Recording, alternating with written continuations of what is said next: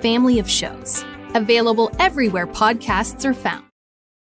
Hello everyone and welcome back to the GSMC Fantasy Sports Podcast, brought to you as always by the GSMC Sports Network. We are transitioning from the QB position in terms of my personal rankings to the running back position. Now, like I said before the break, the running back market is going to be very weird and wacky over these next couple of weeks. A lot of injuries at the position. A lot of guys who I had already put on this list before Week 2's games even started that I thought would have big games in Week 3. But it's now kind of a weird market to look at. And it's going to show in some of these rankings as well. So without further ado, let's look at some players who could step up and assume the role of RB1 for you on your fantasy teams this week. Let's start off with a guy playing on Thursday night. A lot to prove, a lot of weight on his shoulders in this New England Patriots offense, and that is Rhamondre Stevenson. Really one of the more impressive running backs these past couple of weeks for New England.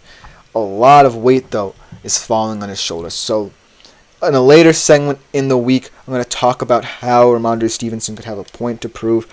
But for now, he has been one of the best running backs in terms of fantasy. He gets a lot of yards on the ground.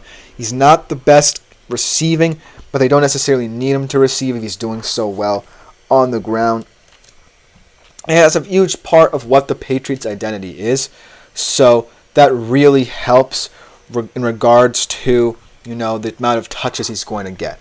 That being said, you're going to have to monitor his health a lot more because, with a heavy workload and things of that nature, you don't want what happened to, say, Joe Mixon, who kind of projected to have a heavier workload than people expected in Houston, to happen to a guy like Rhamondre Stevenson just because of the amount of touches he's getting and the amount of work he's putting in to help that offense. So it's going to be a very interesting matchup. I think that there's a lot to be said about the Jets' run defense. It hasn't been the best up to this point, so the Patriots feel like they can exploit that, but in different matchups week by week, Rhamondre Stevenson will have a lot more weight on his shoulders due to the fact that I don't think he can expect to carry this out for 17 so games. But for now, I'm confident in saying that Rhamondre Stevenson will continue to have decent games for you.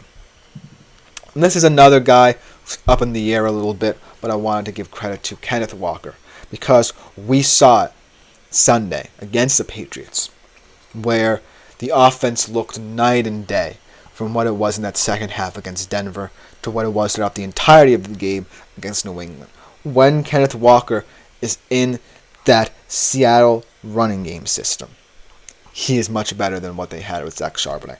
And it's not an indictment of Zach Charbonnet because he's good for what he is. He's a third down back, blocking back, can pick up little third and one situational football plays. But Kenneth Walker just makes this offense tick when he's on the field. He keeps them ahead of schedule. And he takes a lot of pressure, most importantly, off Geno Smith, opens up the offense more for Geno Smith as well.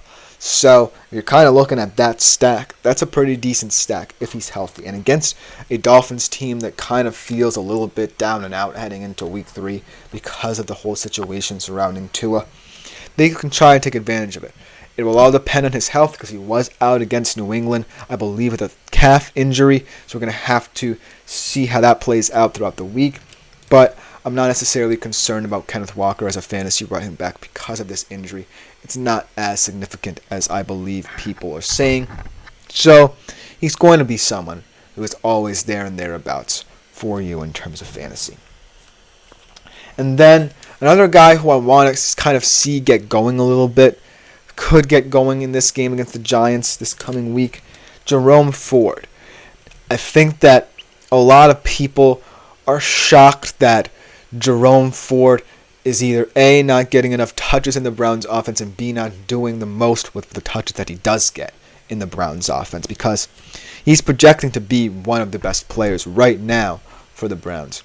And I think that if the Browns are true in their sentiment that they don't want to rush Nick Chubb back and they're going to hold him out for as long as possible, Jerome Ford is going to have to step up. He did have a decent game, 17 carries, 64 yards, 7.4 points against Jacksonville. But right now, when I'm looking at the game that they have right now against the Giants, this is a game where Jerome Ford can get right. This is a game where I feel confident that we can finally see the Jerome Ford we expected come to fruition.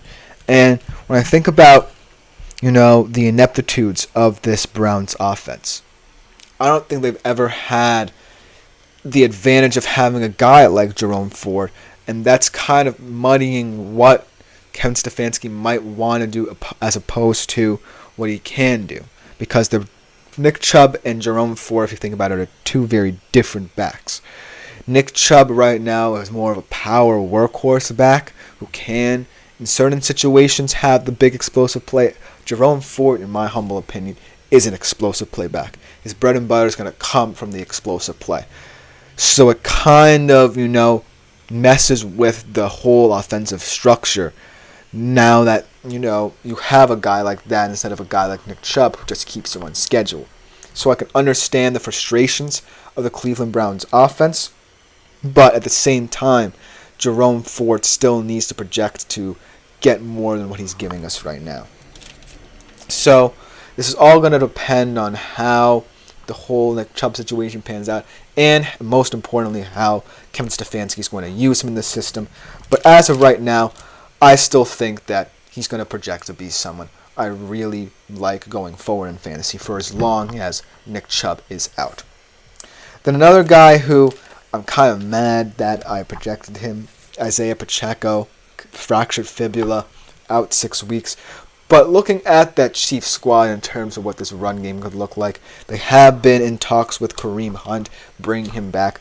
But Carson Steele could be a guy, very interesting kind of player, where he's more of a fullback, H-back hybrid, where he comes in situations where it's third and short, maybe on early downs to get you a bit of chunk yardage there. But at the end of the day, I think that if you're the Chiefs, your run game is still very integral to you, because of the fact that now you know the whole situation with your wide receivers and how you want to develop them as the year goes on. You can focus on getting a guy like Carson Steele up to speed in the system. I still believe they also have, if I remember correctly, they still have Clyde Edwards-Helaire. Let me know in the comments if they do not anymore, because I wasn't aware of them if they had traded him away or they released him or so. But at this current moment, it's kind of maddening that a guy like Isaiah Pacheco, who's so valuable in terms of fantasy assets, is injured and out for a certain period of time. And also on a team where he projects to be someone who can keep them ahead of schedule and can find places to have big games in fantasy perspectives.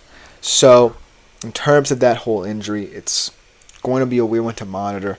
I don't necessarily like Steele. Maybe you can find someone out there where they're kind of similar profile to Isaiah Pacheco, but you can't find many of them where they're on a world-beating team and they just are the workhorse back who can, when necessary, make the explosive play for you. But then let's talk about some flex options, so to speak, for the running back position. And these two guys kind of are disappointing at this point in time. These are two guys who I expected more out of as the season started, and they really haven't lived up to par as of right now. Kyren Williams and Travis Etienne. Kyren, I believe, had 13.52 fantasy points. Etienne only 4.8 this past week. And it just goes to show that,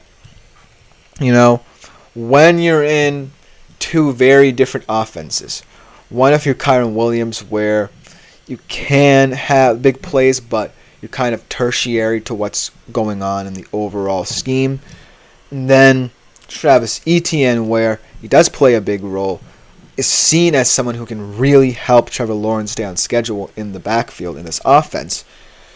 It really goes to show that when things go awry, your play is affected as well, especially if you're Kyron Williams, who really had very high hopes coming into this year. I didn't warn people about him as well, though, because I said I want to see him do this over a larger sample size, so didn't say I didn't warn you, but it is kind of maddening right now to consider the fact that, yes, while he now could project to get some of the most touches on this LA Rams team because of all the injuries, he didn't do much even when this was a fully healthy team in the first 2 games. And then with Travis Etienne, I just think it's kind of a offense structural issue. I think that there's more than one problem to fix and adjust on the Jacksonville Jaguars offensive front of things. And it's not necessarily Travis Etienne's job to, always keep this team on schedule.